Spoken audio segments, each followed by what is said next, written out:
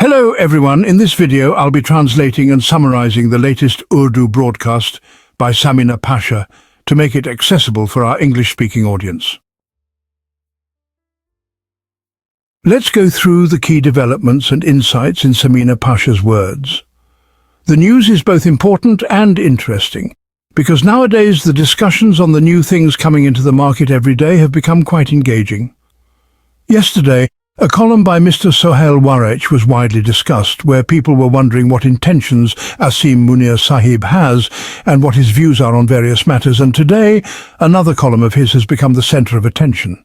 This time he has offered advice for Imran Khan Sahib, and what the reaction to it is, we'll be sharing that with you. Also, today happens to be General Zia Hakeem's death anniversary, so people are revisiting Pakistan's history and reflecting on what different dictators in Pakistan have contributed and how much each dictator has been responsible for the problems Pakistan faces today. But the peculiar thing is that every dictator of his era considers himself as God's chosen man, believing that only through his presence lies Pakistan's survival and progress. Then, when he leaves this world, how his end turns out and how people remember him afterward, that too will be a point of discussion today. Later, we'll also share one or two important updates regarding the floods. Before that, I request you to please subscribe to the channel if you haven't already.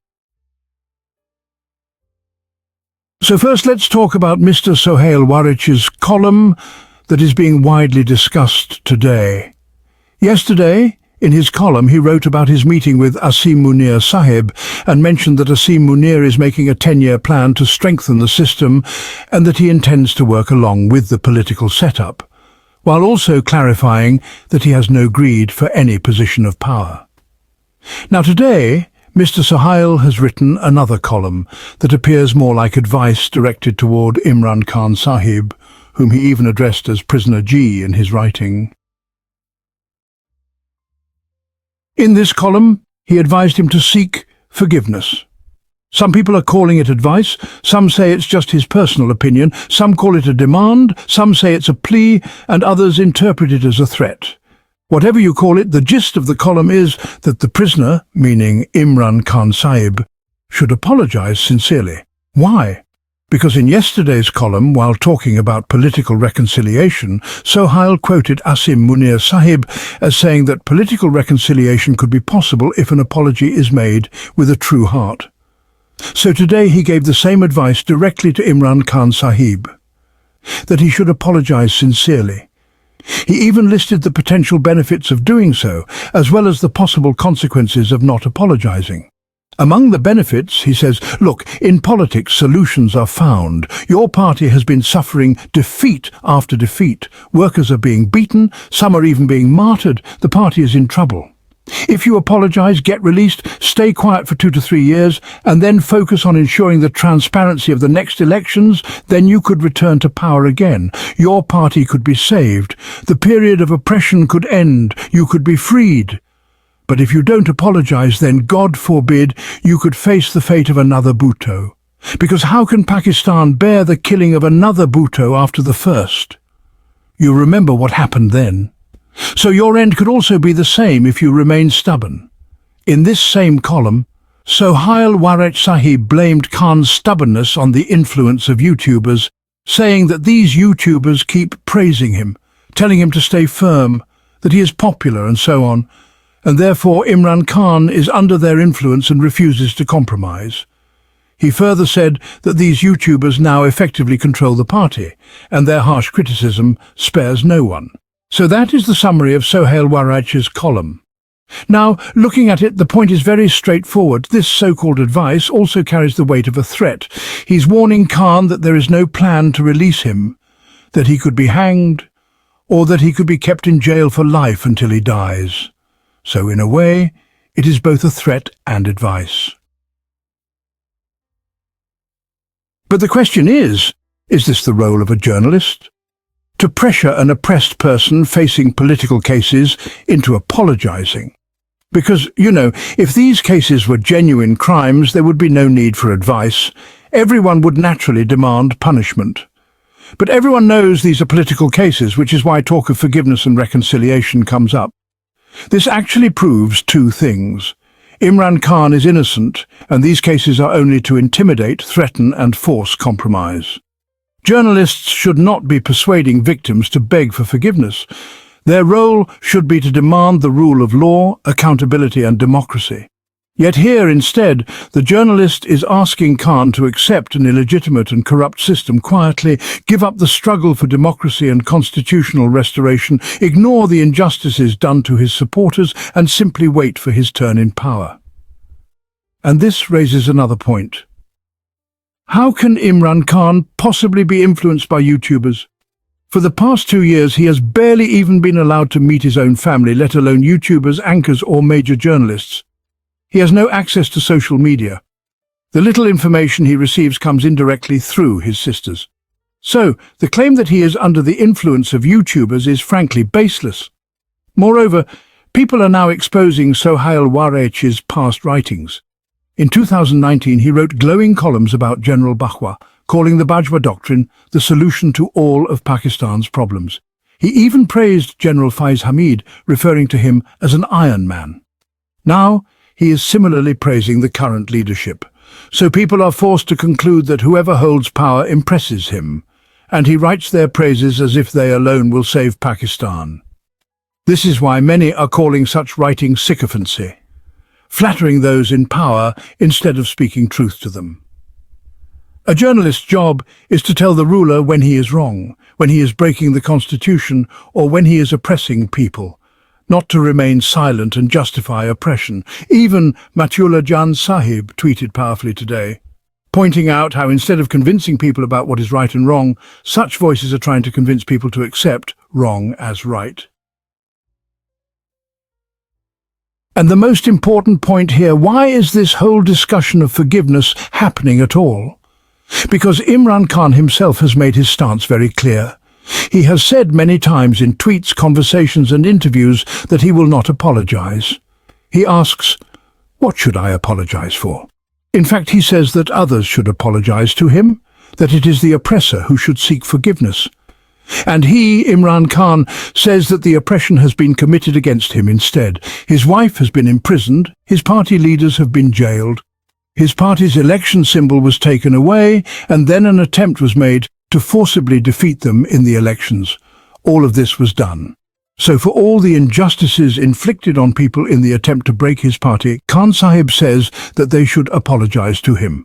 Why should he ask for forgiveness? He's already responded to this question many times, and even Sohail Wazir himself, in his latest podcast with Mansoor Ali Khan, admitted that when Ali Amin Gandapur once spoke about such a compromise, Khan Sahib took off his shoe in response, meaning his stance is absolutely clear.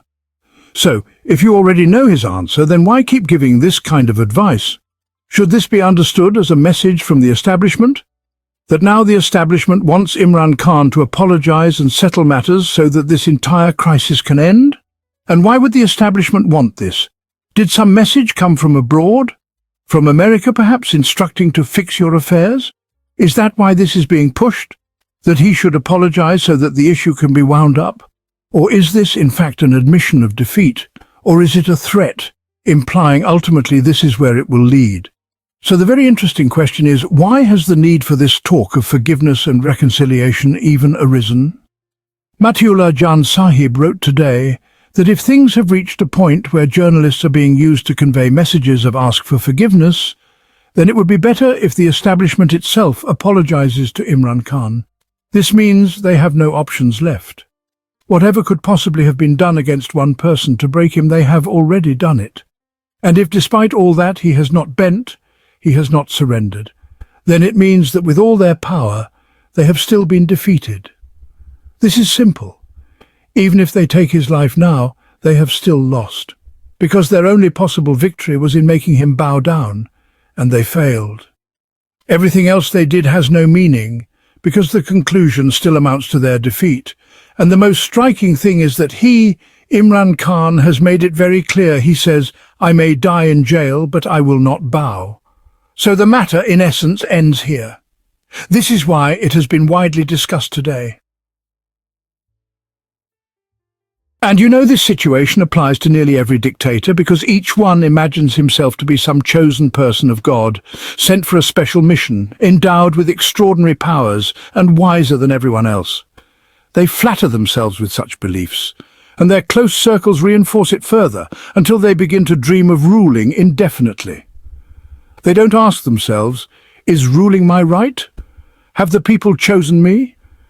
Is it my job to sit and make 10-year plans when I am merely a government servant, meant to serve my tenure and then leave? They ignore all these questions and start believing that they alone are the last hope for the country's future, that only their staying in power guarantees Pakistan's progress and survival. This was the thinking of General Zia as well. The same mindset was seen in Musharraf, Ayub Khan, Yahya Khan, a long list. Some managed to cling to power for 10 years or more, others less. But the mindset was always the same. Not that they had any principled reasoning, but simply that the circumstances gave some of them the chance to hold on longer. Take General Ashfaq Parvez Kayani. He took an extension. About General Rahil Sharif, almost everyone now admits openly that he too wanted an extension, and when he didn't get it, conflicts began from there. So the point is, this mentality exists in every general. Once seated on the chair, they think they should never leave, legitimizing their rule in any way possible. But Allah has His own plan. Some may last 8 to 10 years, but in the end they gain no honor, no matter what they do. General Zia-ul-Haq, for instance, in the beginning people even admired him because he wore the cloak of Islam, promising to enforce Islamic law, even creating the Taliban, and thus received support for a while. But ultimately, what was his end? His death in a mysterious plane explosion. To this day, no one knows whether it was an inside conspiracy or an international one, whether America or some other country was involved. His plane exploded in the air with many other senior officers aboard. No one knows if it was an accident or an assassination. His end remained a mystery, his body shattered into pieces. This is what happens when you cling to power unjustly. Your end comes in such a way that even your remains are not found intact. That is why one must always fear God and seek forgiveness from Him. The truth is, when people hold power, they commit oppression, forgetting that one day they will be removed from the throne. But Allah has His system of justice. Even if not in this world, it will surely be in the hereafter. So the point is, even today, the injustices that have taken place, the rigging of elections, the violation of people's sanctity and privacy, the treatment of journalists, the imprisonment of Imran Khan and his wife, the treatment of his leaders, the torture inflicted, the destruction of people's businesses, the oppression on children and families, all this cannot go without accountability. Even if your fight is with Imran Khan, who will answer for all this collective oppression? Ultimately, everyone will be held accountable by Allah because everlasting sovereignty belongs only to Him, not to any man. Anyway, these discussions will continue all day. But let me give you one update. Ali Amin Gandapur Sahib was present in Buna, personally monitoring the rescue operations. The provincial government's response has been very good. Local representatives, district administration, rescue agencies, even the Pakistan Army, all have been actively engaged in rescue efforts. But the videos emerging now are truly heartbreaking. Dead livestock lying in mud, destroyed homes, bodies pulled from rubble. The scenes are deeply distressing. Still, Ali Amin Gandapur's statement has been encouraging. He said, "Of course, we cannot bring back the lives lost. But if someone's house is destroyed, we will rebuild it. If a shop is destroyed, we will rebuild it. We will cover the financial losses as much as possible. Every affected person will be helped. Even if the federal government does not assist, the provincial government will stand with its people." This is a very strong and hopeful declaration. But for those who have lost their loved ones, entire families swept away by the floods, what words can console them? It is an extremely painful situation. If the PTI government of Khyber Pakhtunkhwa truly manages to rebuild lives, restore infrastructure quickly and resettle people, it will be a remarkable achievement. Historically, floods come every year. Funds are collected with much noise, but they are rarely used for people's actual rehabilitation. Here, instead of begging for aid, the provincial government is announcing it will itself stand as the support for its people. This is indeed a big statement. May Allah help them succeed. They even said new villages will be established in safer areas, and people will be relocated there with new homes. The intention is good. May Allah grant them success. But it is undoubtedly a massive task, because not hundreds but thousands of families have been affected.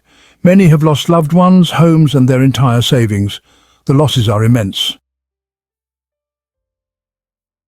That wraps up our translation of Samina Pasha's video. I hope this English version helped you understand her message better. Please like, share and subscribe to Awami Lens to help our community grow. Don't forget to leave a comment below and let me know what you thought of this effort.